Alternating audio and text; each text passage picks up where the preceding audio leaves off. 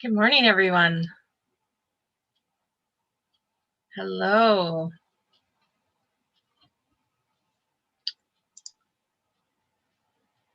Good morning. Come on in, everybody.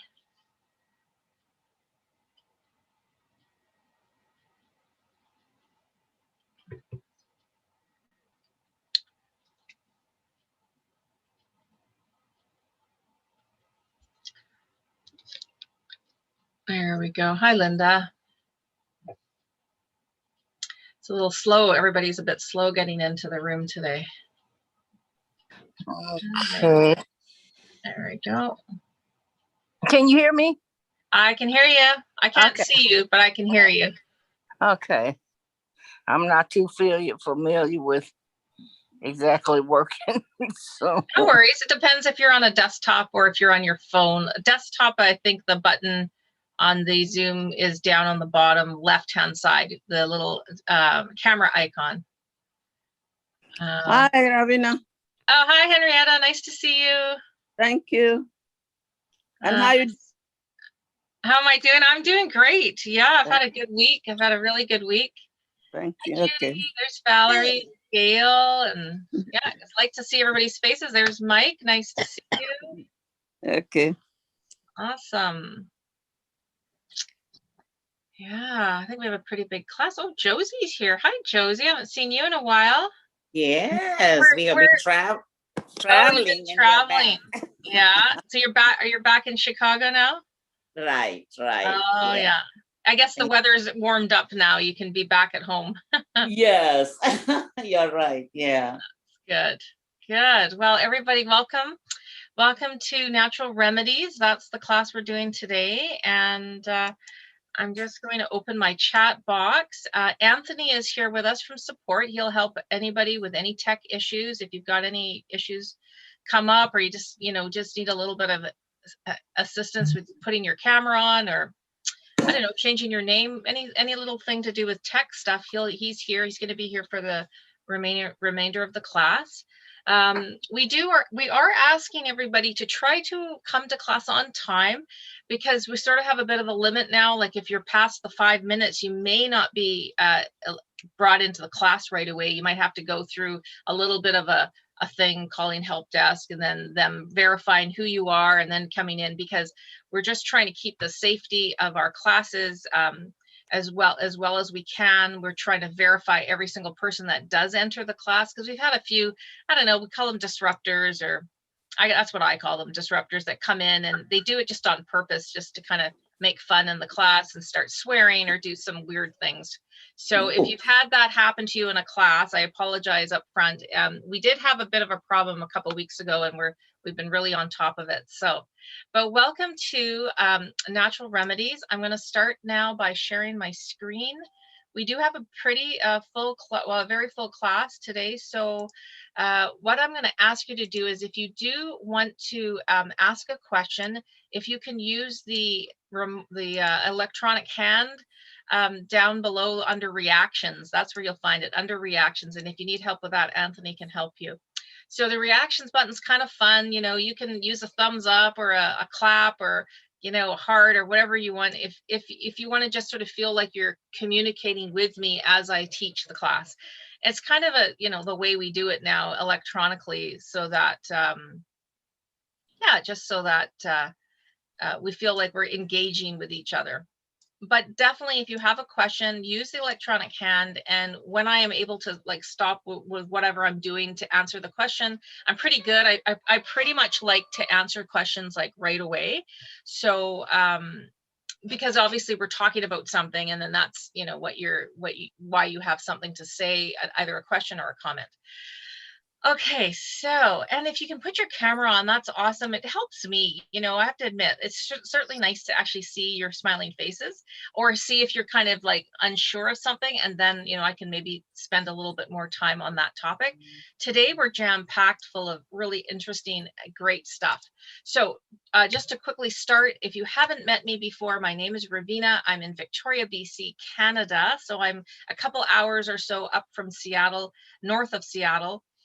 And I love it here. I've been teaching with Get Set Up since beginning of February, and I'm kind of in my groove now. I think I've created about 11 health and wellness classes. So take a look at my other classes if you haven't taken some of the other ones, or if you've been away for a little while, take a look and see what new classes we have to offer. I'm hoping they didn't get it on the schedule for next week. My diabetes management and remissions class is coming. It's a fantastic class. I talk about some real cutting edge things on how you can actually not only manage your diabetes, but who wants to manage disease? Like that to me just sounds like you still have all the issues of the disease. You're just managing it. I want to see reversal. So I want to see how you can improve and reverse the symptoms you're having. That's what I'm all about. So, I mean, some of the things I might recommend might be fairly strict things to do, but it depends on what kind of results you want, right? We all know that. All right, so cameras on helps us to sort of see each other, and we can learn from each other.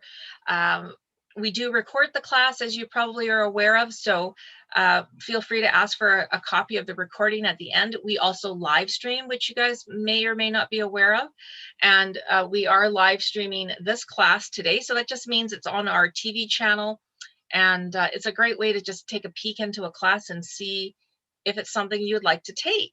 So hello to all of you that are live streaming. And then also just lastly, we don't get paid any kickbacks for services or products that I might talk about. And I do often, not often, but I do occasionally talk about a product because some of you ask me questions sometimes. So I always share what I do. Doesn't mean you have to do what I do. And also I'm in Canada, so maybe it's a little bit different from what's available in your neighborhood. All right, let's have a look at the agenda. We're going to get into understanding just a little bit more about what the healing power is in plants, in herbs, and spices and food. So we're going to look at sort of like all four things. We are going to talk a tiny little bit about history of natural medicine, and then we're going to get into 7 natural remedies, or like not exactly 7, maybe a few more, related to 7 common ailments that I have heard you guys talk to me about. I feel these are some pretty common ailments that sometimes sprout up in our older age. And so why not learn a few things on what you can do naturally. So I ask that you take notes. I don't actually have a specific handout yet for this class. There's so many things that I feel it's better for you to just take notes on the ailment that you're the most interested in. And definitely, if you don't get the information you want, ask for the recording, because then you can hear me talk about it and see the slides. But as I said, right now, I don't actually have a handout set up yet for this class because there's just so much information. I didn't know how to do the handout. It's not like I have like a top 10 foods like I do in, say, the arthritis class or like the brain health class. Okay. How many of you, and you can just, give me a thumbs up or raise your hand, how many of you have used a plant, an herb, a spice, or a food in your past to heal something like a body ailment? Yeah, or like a symptom maybe you were having. Okay, so there's quite a few of us that have felt that we've used something. Okay, yes. Okay, and Natalie, you've got your hand up. You're just saying yes. Did you want to share what it is you've used in the past? Or you do currently? I use turmeric. Okay, excellent. And what do you use it for? It's for inflammation. Excellent. And do you find that it works well for you? Yes. Okay, excellent. Yes. I love turmeric. I think it's kind of like my number one. It's my number one healing spice. And actually, just a little sneak view, or I can just tell you guys, I am creating. I've had a lot of people ask, "Oh, I want more recipes. We want more recipes." And if you know me quite well from doing classes, I test everything. So any recipe I give you, I've already tested it like 5 to 10 times in my own kitchen, my test kitchen, as I call it. So I am creating a handout just specifically about turmeric. So you might like this, Natalie, that 11 of my top favorite recipes using turmeric. So I'll admit, I don't have the special recipe that I talked to you in my 7 Healings food class, but I have other ways to use turmeric, how to get turmeric into your life. So stay tuned for that one. It will be something that I'm going to give out as a handout in the arthritis class because it's so good for arthritis. But ask me, remind me in another class, because I do have that handout. I can always add it as part of your post email. So it's not quite ready. It might be ready for the next class, but it's almost there. All right. Thank Anybody you. else? Does anybody else want to share something that they use currently? Anne, do you want to share? Unmute myself here. I have found cinnamon is very successful in helping with the beginning stages of diabetes. Oh, good.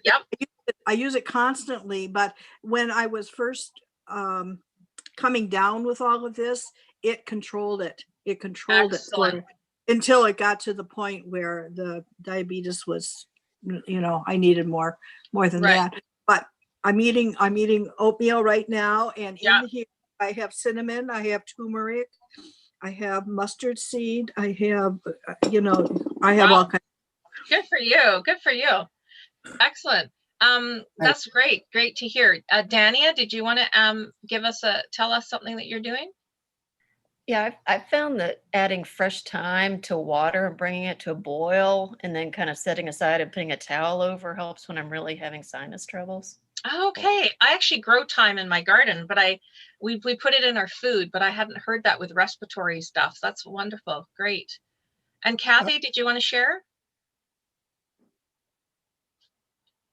Yeah, I just I use aloe for burns. Mm-hmm. But I'm hoping that you have some suggestions for maybe bug bite prevention and bug bite treatment that are natural. I'm in Upper Michigan, and it's black fly season. Oh, and okay. they're these tiny bugs, but when they bite you, they leave a huge hole in you, and it's sore. I've heard that. Well, I don't have that specifically in this class, but I'll definitely keep that in mind. All right, we'll take one more. Josie, did you? Or Kieran? It's Kieran. Yeah, Hi, Kieran. Good. Thank you. Good to see you. How Yeah, are you? good to see you too. I'm doing great. Yeah, a couple of things on turmeric. It's like on a cut. It's anti-coagulant. If I'm not saying Yeah, it that's right. Right. That's how you say it. Yeah. Yeah, and also cloves for your toothache. Yes, my mom used to always do that. Maybe that's something we learned back home, but yeah, cloves Yeah. for if you got a tooth. Somebody asked me about gums the other day, and I wonder if clove helps gums as well.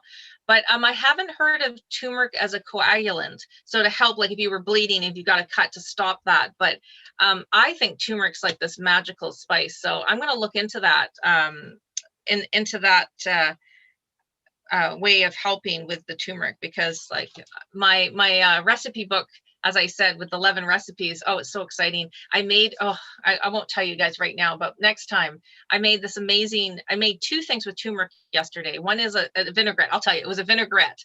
And the other one is I made cauliflower steaks. So you take the cauliflower and you cut it so it's like a steak instead of eating meat. And I brushed it with a few spices, turmeric being one of them. Oh, it was so delicious last night.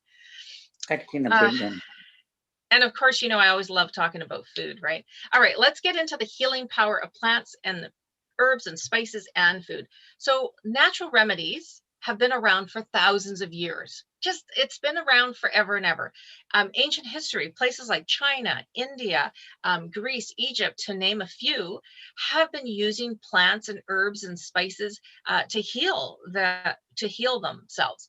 Our indigenous people here in Canada and other places in the world, in Australia, and in the United States, they've relied on plants. They've actually only relied on plants. They haven't been using sort of Western medicine style of things. Even today, they rely on plants versus, popping a pill. So since the beginning, us humans, we've been experimenting with plants to learn how they can heal us, like forever and ever. And in some ways, I was thinking, think of it as like thousands of years in a vast clinical trial with medicinal plants, because it's been that long that they've been using plants. So we want to get the benefit of all that for sure. So is it possible, or I think it is possible, that our ideas about the curative powers of plants have come from observing animals using plants?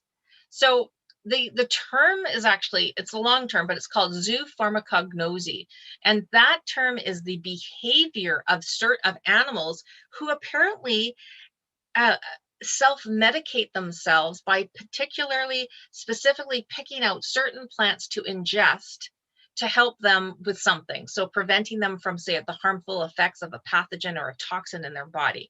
Now, this one I found really interesting, and I saw this little guy here chomping on something. But how many of us have a cat or a dog? Anybody that has an animal? Have you seen them do this, where they're not feeling that great? They're not feeling that great. And so what do? They look for grass. They go for the grass. They go for it, and they're going to throw up, right? They're eating the grass because something in their tummy is not feeling good and they need to get it out. So they are smart, and that's what they do.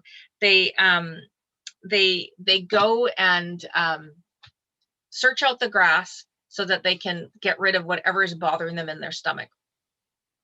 The chimpanzee also will seek out the leaves of the Aspilia plant, because that helps against parasites. So they'll look for that plant to ingest if they're feeling like it's not going very well inside their stomach. I find that super interesting. So I got excited about that when I was looking at this. So in today's society, we have doctors called different things, but their focus is on natural medicine, using plants or herbs or spices or food to support us as clients. And can anybody, or maybe who you have seen a doctor like this, can anybody guess or say what the name of these doctors are? Now there's different names, so there's a whole bunch of them. Does anybody want to? Naturopath. Yeah, naturopaths. Danny put here homeopath. Yes, absolutely. These guys, they all look, guys and girls, they all look at using sort of food as sort of like the middle of, like the center of the treatment. Just like in my other classes, I've talked about Dr. Mark Hyman. He thinks that nutrition is the center of healing, that's what we should be looking at in the conjunction with, say, Western medicine for whatever ailment it is we have. So there's many different names for these doctors. I have myself seen a naturopath.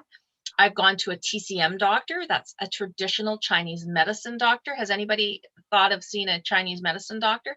I mean, they're all over. It's quite a study that they have to do. Along the lines of that, maybe some of you have gone to an acupuncturist. Oftentimes the acupuncturist is also a Chinese medicine doctor. So they kind of do both. What about Ayurvedics? Has anybody heard of that? That originates from, Josie knows, from India.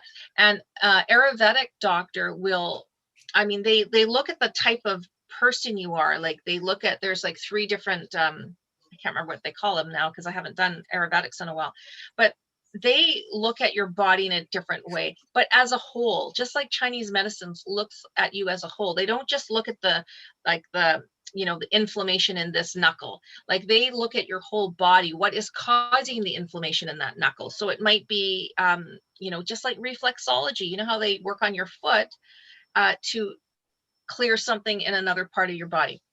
Herbal medicine doctor is another name. And what about Aboriginal medicine or bush medicine? I find that fascinating. So this comes out of Australia, and other places, and it's an interplay between not only your physical body, what's going on physically, but your emotional side, your social side, and your spiritual side. So I find that fascinating because they bring all those into balance to support your well-being. So that's really fascinating to me.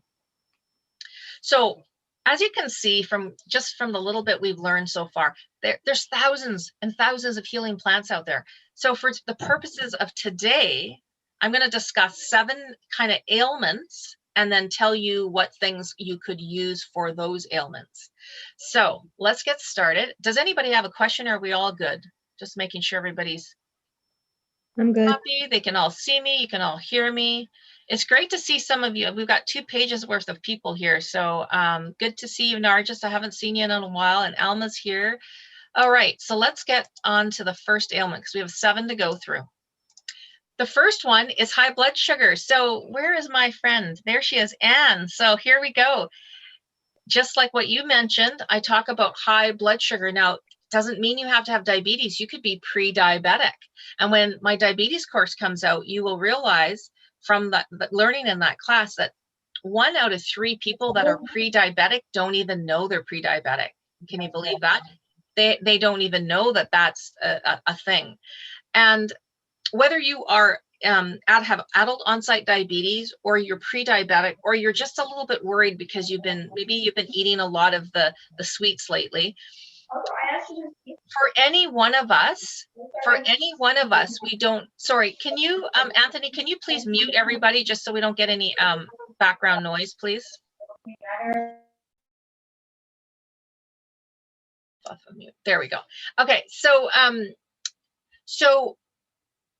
you might just realize, hey, I think I've been eating a lot of sweets. So here we go. This is proven. And as Anne has just talked about it, so she's like, she could have taught this part of the class. Cinnamon is this fragrant spice. Most of us are familiar with cinnamon. I think it's been around for so long. And as a child, it's one of those things, we want mom to put cinnamon in, the baked goods. It comes from the bark of the Ceylon tree.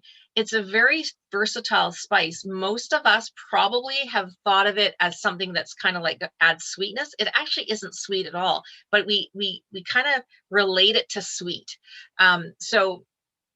But studies have shown that cinnamon, we have studies that show that it helps to lower your fasting blood sugar levels. And for anybody who's diabetic or pre-diabetic, that's amazing. It also has been shown to improve your insulin sensitivity, which is amazing because what happens if you keep bombarding your system with sugar, you're eating sugar every day, your pancreas can only, it releases insulin constantly, but after a while, it's sort of like with something, your body kind of gets used to it, and now you are less sensitive to your insulin, if that makes sense. I'm not going to give you a full diabetes lesson, but when you overdo sugar, every day you're having your sugary treat, you got to eat that half a chocolate bar at the end of the night. I used to do that. It was dark chocolate, but I used to have chocolate every single night. You never give your pancreas a break, and your body gets so used to it. Now you have low sensitivity to your insulin. So cinnamon has been proven to increase your sensitivity to insulin. And that's what you want. You want increased sensitivity to insulin. It also has been known to improve the lipids, which are the fats in your blood. So another really great benefit of cinnamon. So like Anne, she's putting it in her oatmeal. What else can you do for cinnamon? Well, I say the healthiest way, other than the cinnamon buns, right, which is just full of a bunch of extra sugar. But of course, you arrive at the airport, what's the first thing you smell? It's the Cinnabon, or one of those chains, that sell you cinnamon buns. But you can sprinkle cinnamon in your smoothie. Just don't forget to do it. Have your little shaker right beside you every morning, or on your table next to your salt and your pepper, so you can put a little bit of cinnamon on your warm porridge. Here's the thing. I had a lady in class from Greece, and she told me that the ladies that cook these amazing authentic stews from Greece actually use cinnamon in it. Interesting. So don't think it only has to be with sweets. You can put it in your soups. You can try sprinkling a little bit on your roasted vegetables that you put in the oven. We've started putting cinnamon on a few things. All right, I know I get excited about that. All right, if we don't have any questions about the first one about the blood sugar, I didn't find anything else natural for blood sugar other than stop eating sugar for a while so that your insulin sensitivity can get better, and or being on certain medications with diabetes. But in my diabetes class, I will talk about the things specifically to do to cut down that sugar in your blood. And I explain what happens is your insulin just can't do it anymore, and the sugar just stays in the blood. Why don't you want sugar in your blood? It's not good ever. It's not good to have it ever in your blood. Okay, let's move to the second ailment. This one's a biggie. Hair thinning. Now, I'm not talking about like moderate to like heavy hair loss that we might have with like the typical male pattern baldness, or like I have two brothers, and it runs on the women's side. So on your mom's side, it would be your mom's father that it skips a generation, it would hit my generation. So both my brothers, their hair's okay. My younger brother's, his hair's thinning quite a bit on the top, and now he's grown his hair out like probably as long as mine. Oh my gosh, he looks like a mad scientist. Like I haven't said that to him yet, but he's losing his hair up here, so he's growing it in the back. And anyways, it's not a good look, let's just say. But what I'm referring to is the thinning, where you just noticed in the shower, wow, that was a clump of hair. Why am I losing so many hairs? For women going through menopause, you might be noticing it. For women who have just had a baby, from the stress of that can cause hair thinning. And it's actually a common thing. If anybody has had a baby, if you've got a grandchild or a daughter who's had a baby recently, it takes around 4 months for it to show up in your hair. So 4 months after your big stressor is when you will notice hair thinning. So it is lifestyle habits and genetics that can affect your hair thinning. Do about it. That's the main thing. We all would love to have thicker hair, I think, unless you're one of those lucky people who have thick hair their whole entire life. My hair is actually quite curly. I've been wearing it more curly, and my hair is actually very fine, but I still have quite a bit of hair. So because of the curls and stuff. What are the lifestyle habits? Over treating your hair, using harsh products on your hair, wearing your hair too tight.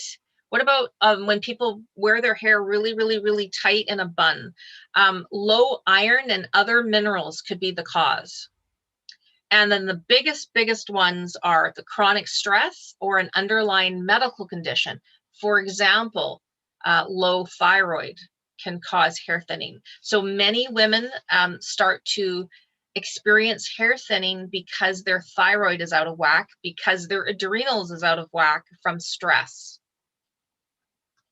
I can't stress it enough that chronic stress is usually the culprit here. So if you are noticing some hair thinning happening, and it's not a change in season, which I can tell you about in a sec, then I want you to think back 4 months ago, what stressor was in your life. That could be the start of it. So what can we do naturally? We can increase our vitamins and minerals by eating a variety of fruits and vegetables. So think about eating the rainbow. Thinning hair, eat the rainbow. And then the very specific things for your hair is get your iron levels checked, get your zinc levels checked. You can get them both done in blood work. Get blood work done. Definitely iron, you can check your iron levels. And then the other one is biotin, which is your vitamin, your B7, specifically B7. And where do you find B7? You find it in nuts, you find it in lentils, you find it in liver, if you like liver.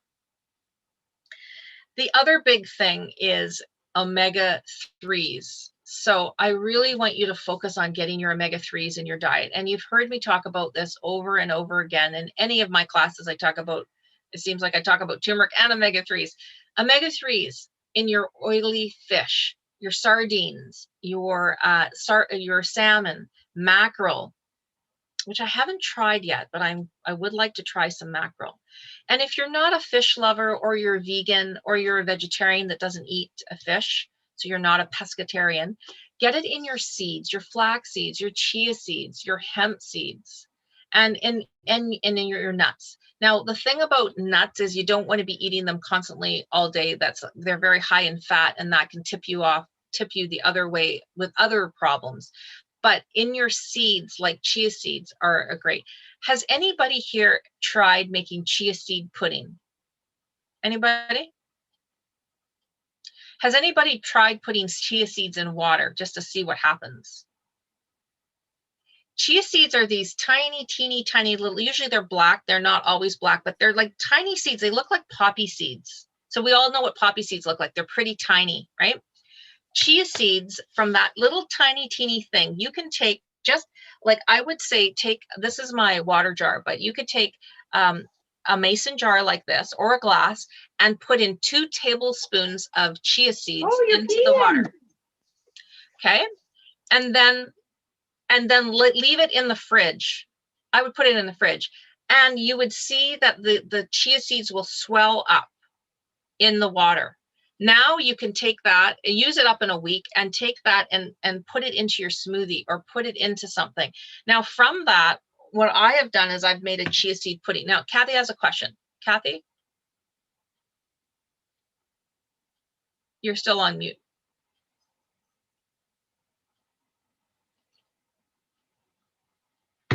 Oh, you're still there on mute. And on a phone, the mute button's in a different spot. Sorry about that. Oh, I made a pudding with chia seeds and pineapple juice and coconut milk. Oh, okay, nice, very nice.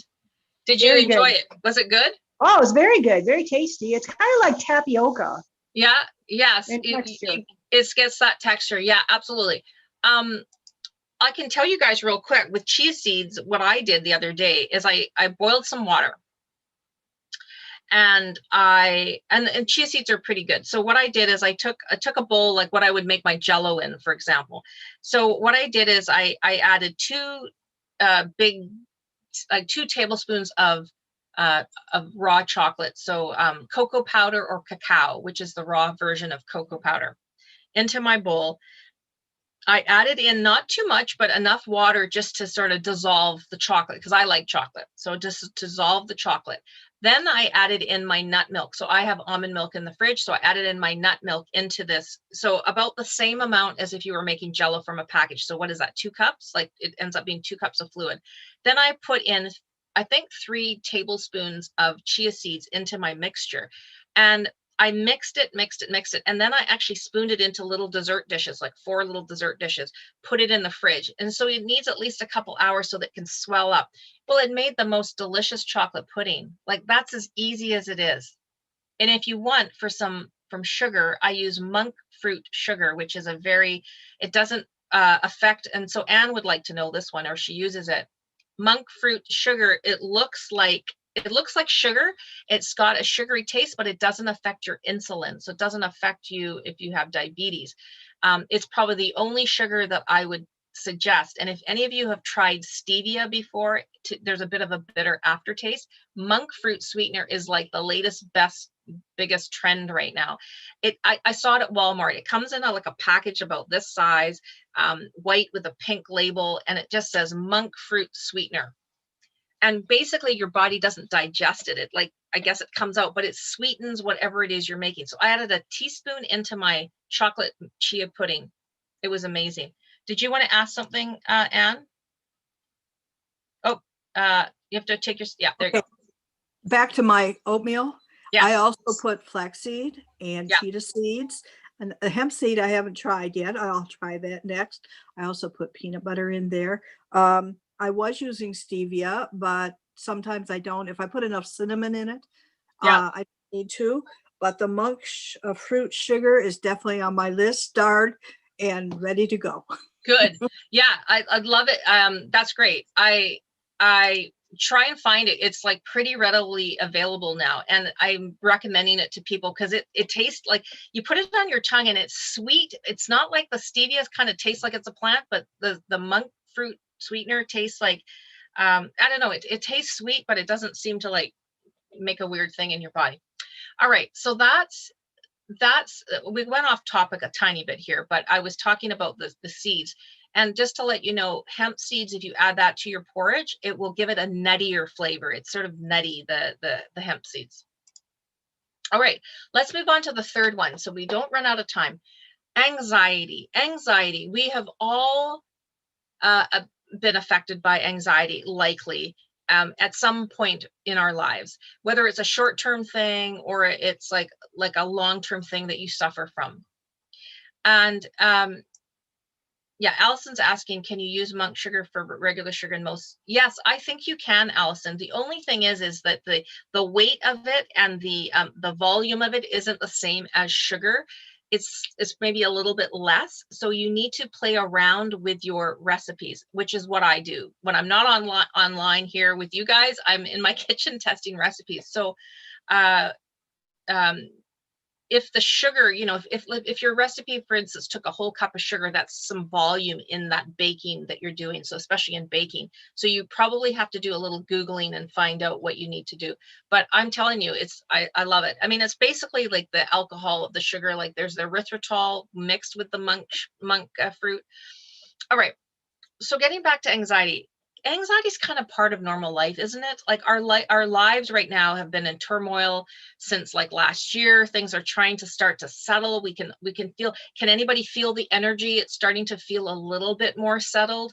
You know, we're past the presidency stuff going on in the United States. That seems to have calmed down, whether you like it or not. Like, but either way, it's not so erratic anymore. Where people are getting vaccinated. It's like we're not over COVID yet, but we feel like, don't you feel like it's less angst out there now, hopefully, for people. Some of us have started to plan travel again, hoping, you know, praying and hoping that in 2022 we can travel again if that's something you love to do.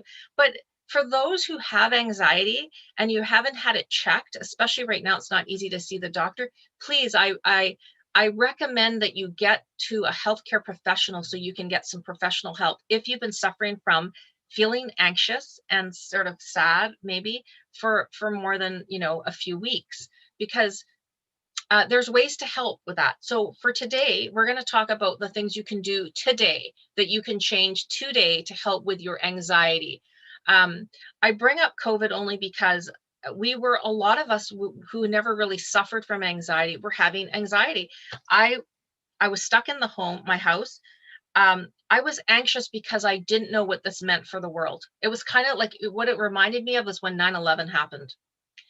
And I was so anxious thinking, oh my God, life has changed as we knew it. And that's what COVID did for me last year. I just thought, oh my God, what does this mean? Does this mean we were going to wear masks forever when we have to go out in public? So I was really freaked out, and it did cause my anxiety levels to go up. So the best thing we can do is to stay active. When we are having a lot of anxiety, drinking or like little to no alcohol will really help with our anxiety. Ditching caffeine as well. When you have those anxiety moments, you're better off having an herbal tea or like a decaffeinated something to help with your anxiety levels. Remember, decaffeinated coffee and tea still has caffeine in it, just FYI.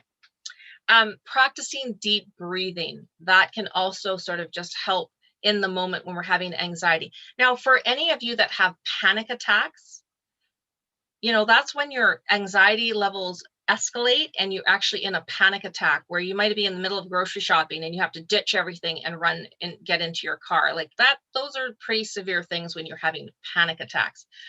But the other things that can help is really trying to improve your quality of sleep. So if you can sleep better, that will help with anxiety. Meditating, improving your diet, again, looking at the rainbow, trying to eat the rainbow. Another one is trying aromatherapy. Some certain smells can really soothe us and help relieve our anxiety. The last two are my favorites, spending time with animals. So if you don't have an animal yourself, maybe your neighbor has a nice dog or cat that you can, you know, go over and pet and talk to. Animals they can tell, especially if you're anxious. animals can sense it. They can sense it in the energy, and so they might be able to soothe you. That's why they have these therapy dogs in the lobbies at the hospitals now. In our airports, you see animals are there specifically to help bring our anxieties down. And then weighted blankets is sort of the newest, latest one. I haven't really tried it myself, but there's different weights that these blankets can be, and it just helps to make us feel safer, and that could bring our anxiety levels down. So those are just some things I threw out there. But the clear winner in terms of a natural remedy is lavender. Even looking at the beautiful lavender fields calms me down. The beautiful purple, that smell. Oral lavender is very helpful. You can put it in a diffuser, like with your essential oils. So for aromatherapy, you can also take actual real lavender from the fields and put it in a little pouch and put it in your pillowcase. All that will help you with your sleep and help you with your anxiety. The other ones that studies have shown is passion flower. It's usually mixed with a few other herbs, but again, it usually comes in a tea, and that's something to help you reduce your anxiety. And then of course there's chamomile that a lot of us have probably heard of. That's that soothing tea to help you go to sleep. Again, it helps with anxiety and calming you. So here's just a few ideas. So these would be the natural remedies. And then of course, all of these things, if you don't have a dog or cat, I'm not saying to go out and get a dog or cat unless you want to. But I go out to the park when I go for a walk. I go specifically where the dog park is, because I don't have a dog. My husband's kind of allergic to dogs and cats. So I get to see all the dogs roaming freely. And believe me, the friendly dogs, what do? They come right up to you with their friendly little face, and they want a little pet, or they want you to notice them or throw their stick. And that just, in a sense, just helps me with my mood. All right, the fourth ailment, is edema. Does everybody know what edema is? That's the swelling that comes in our bodies.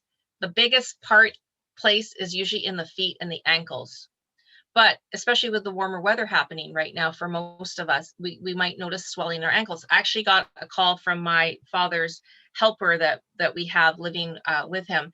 And she said, your dad's feet are both swollen this morning, tonight. This was last night.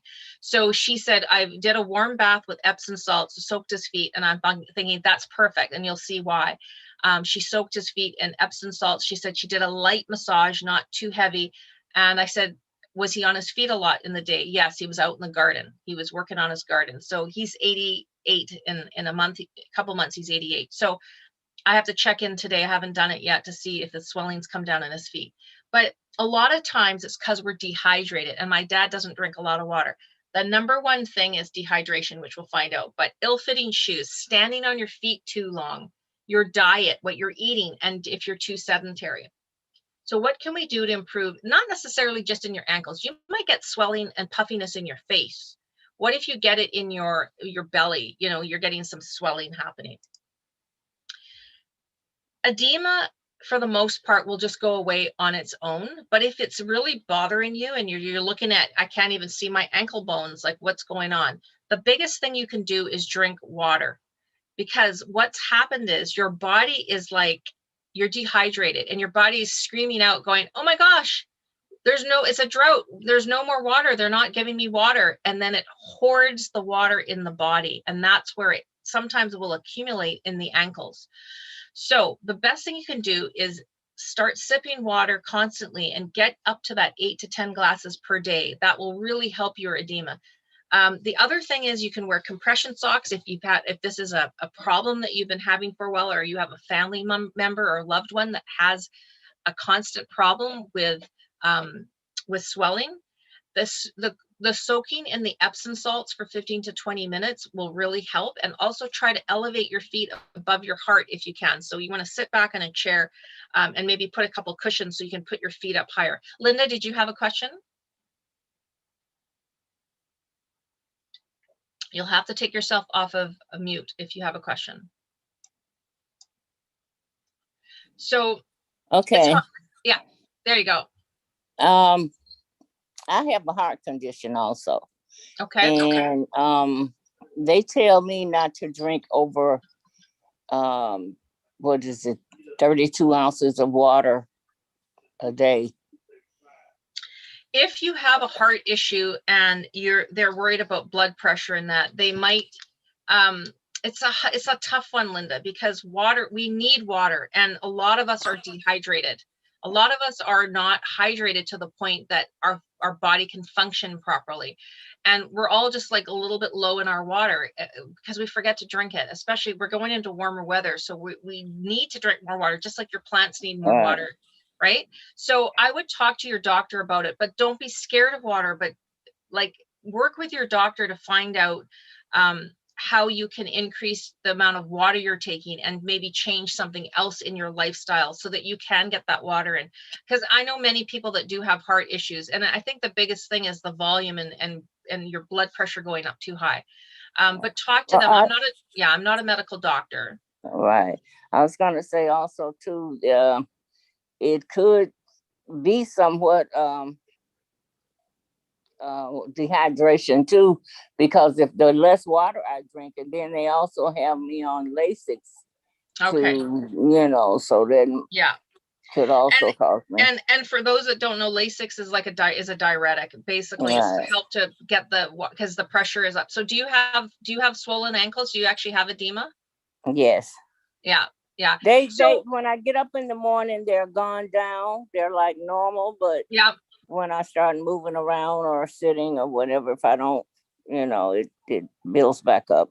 Yeah. Okay. So as I said, I mentioned, and I'm just to tell everybody, I'm not a doctor. I do have a nursing degree, but I'm not a doctor. So, Linda, so let's get to the next screen and I'll show you the natural things that you can do for the swelling that might just help you improve overall. Now you're on Medicaid, you're on Lasix, which is a diuretic, and your doctor's, telling you certain things to do. But what I would suggest is that you might be low in magnesium in your body. And if you are, it's a natural way to increase your magnesium in your body is by eating magnesium rich foods such as almonds and tofu, cashews, spinach, broccoli, avocados. All of those things have a good amount of magnesium in them. And so if you're having swelling in your feet and you're trying to figure out a natural way to reduce it, this is something that you could do. And, you can tell your doctor that you're increasing your magnesium. This is in food. But if you decide to take a magnesium supplement, which you may or may not want to, or any one of you, just talk to your doctor and let them know that's what you're doing, because you might naturally help the swelling in your body, and then maybe you don't need as much of the medication that your doctors put you on. All right, it's a big one. This edema is a kind of a big one now because we're going into the hotter weather. All right, let's keep moving along. We've got the fifth one is high blood pressure. This one is very, very important because, and it can go along with the edema, but if you have high blood pressure, you are going to add damage to your heart if you don't take care of it. So if you keep your high blood pressure and you just sort of go, not a big deal, it's not seeming to bother me, it is bothering you because it's damaging your heart permanently. So unfortunately, it can be a hereditary thing that you have high blood pressure. Maybe you're like good weight, you're feeling fantastic. I'm at the best health of my life. Why do I have high blood pressure? Could be hereditary. So hopefully your doctor has put you on some kind of plan to take care of your high blood pressure. And if that means going on a medication to get it into the normal range, you might have to do that for a period of time. But what can you do if you have high blood pressure? Well, getting out and walking and exercising regularly, movement, having some form of movement. I don't care if it's sitting in a chair doing chair yoga as one of the Get Set Up classes. Just get yourself moving in some way. Going swimming, it's the summertime now, like maybe going for a swim. I want to say this first. Salt is important. We need salt in our diet, just like we need the magnesium, the potassium, and that sodium. We need all three things to survive in life, but you might want to reduce your salt intake if you're finding that your blood pressure is high. That might be the only thing you need to do to get your blood pressure into the normal. Cutting back on managing your stress. There is no reason for any one of us now to live a stressful life if, like, we've had like a stressful thing happen to us, all of us, as a world, as a global thing this last year, right? And what did that do for us? We changed drastically how we were living our lives. Maybe we work from home now. Maybe we don't do those 10 social things we were doing that we were connected to, where we were overdoing it. And we were stressed because we had to be in 10 places at once. Do you get what I mean? Like, it really, this whole thing, what is the gift in all of this? What we've learned how to look after ourselves. We've learned to make ourselves number one. We've learned that it's okay to say no to a social event. We don't have to overextend ourselves. So managing your stress, super important. Cutting back on caffeine. If you're a caffeine lover, that's great. But while you've got high blood pressure, I'm going to suggest that you think of something else to drink other than caffeinated drinks. And then also drinking less alcohol. Again, alcohol is one of the biggest things to increase your high blood pressure. So if I find out anybody who has high blood pressure regularly and they drink regularly, those two things don't go together. So I'm not saying never drink again, but I'm saying maybe cut out the drinking to get your blood pressure back in a normal place, and cut back on that managing your stress so that you can live a better life and not damage your heart. So here's the thing about about high blood pressure. Often people are low in potassium. There's that other mineral that's super, super important. Where can you get potassium? Green leafy vegetables, bananas. We all hear about bananas being high in protein, but high in potassium. What else? Apricots. If you buy dried apricots, FYI, please read the ingredients and make sure sugar is not the first ingredient. You should be able to buy dried apricots without sugar. There's enough sugar in the apricot. You don't need added sugar. That's just a tip, because apricots are one of the loveliest things. I love apricots, but often the dried ones have sugar added in. There's no reason. Nuts, seeds, and beans, those are all really high in potassium.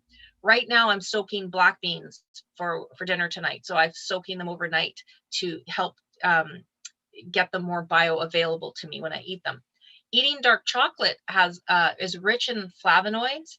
And here's a tip with dark chocolate. It helps to relax those blood vessels, so it actually lowers your blood pressure. Now, I don't mean go out and eat like tons and tons and tons of chocolate, but the 70% or higher dark chocolate, it does help to bring your blood pressure down because it relaxes your blood vessels.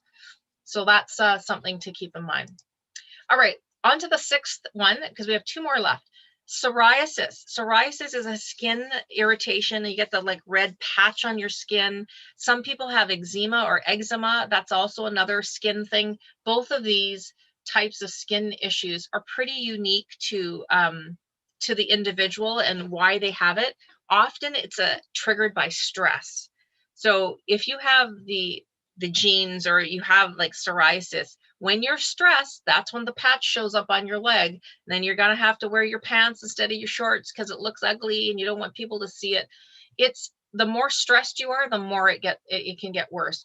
So stress triggers it. What can you do then? Anything to reduce your stress. So meditating, yoga, deep breathing. If you live in a dry environment like Palm Springs or Arizona, those are the ones that come to mind for me because those are places I visited. The air is super, super dry.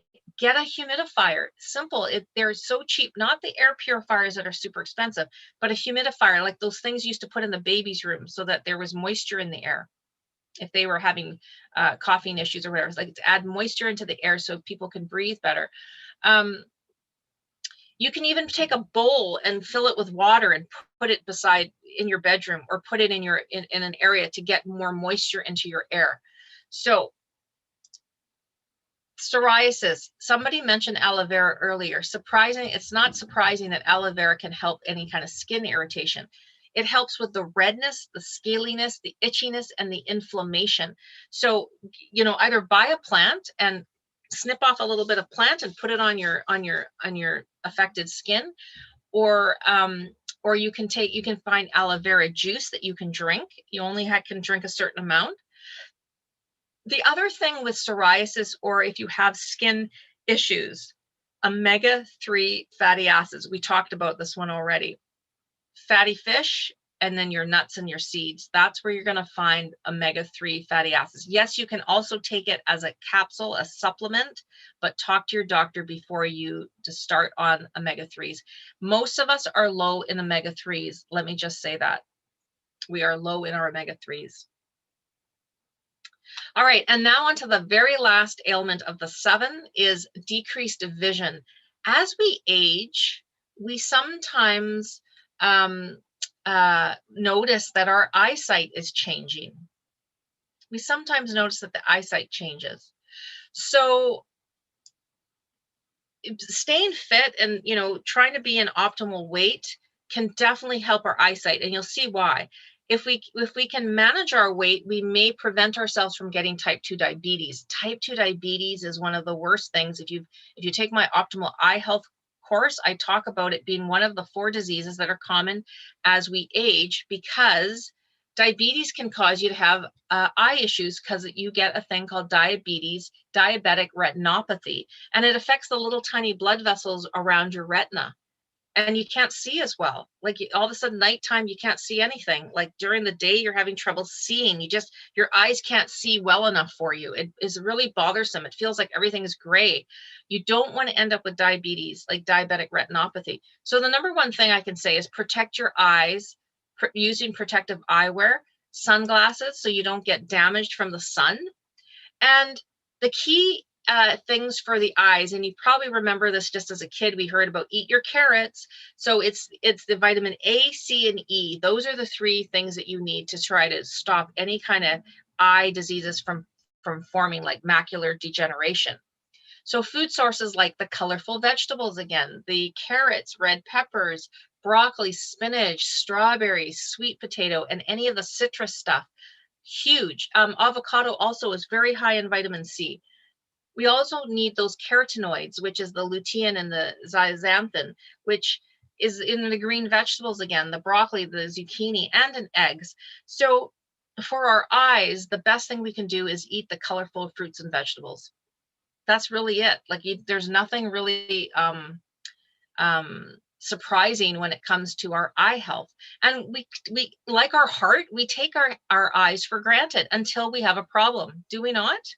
We just take it for granted that we can see well until we can't. And then it's just like, oh gosh, why didn't I look after my eyes better? All right, so those are the 7 ailments. We basically today have looked at understanding what the power, how the healing power of plants, herbs, spices, and food. We've had a tiny little history lesson. And then we've also learned some natural remedies for these 7 common ailments.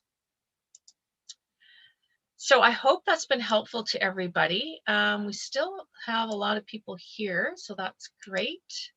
I want to just, and if anybody, if as I said, if anybody has shown up a little bit late, they may not have been allowed into the room. So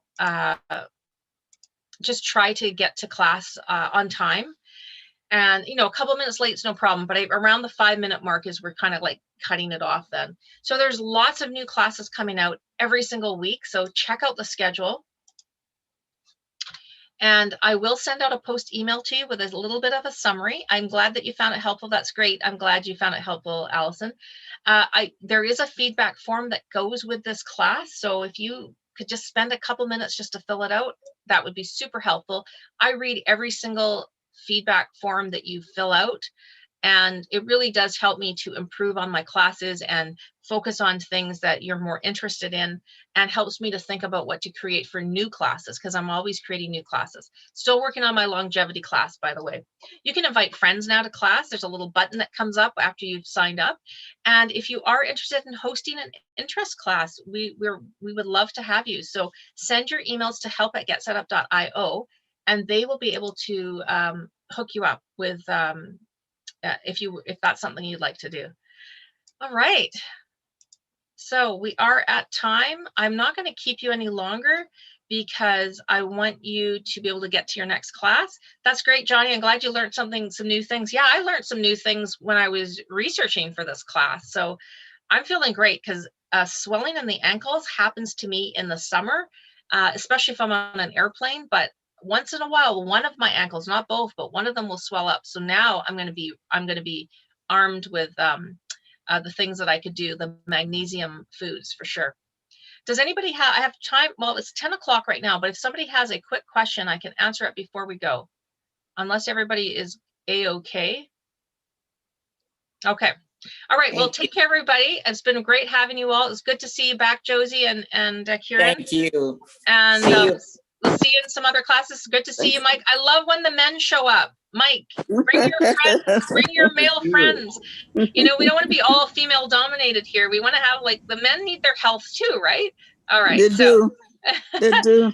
Take care, Henrietta. It's good to see you. And thanks for all the tips, Anne. Thank you. That was Thank awesome. you. Okay, bye.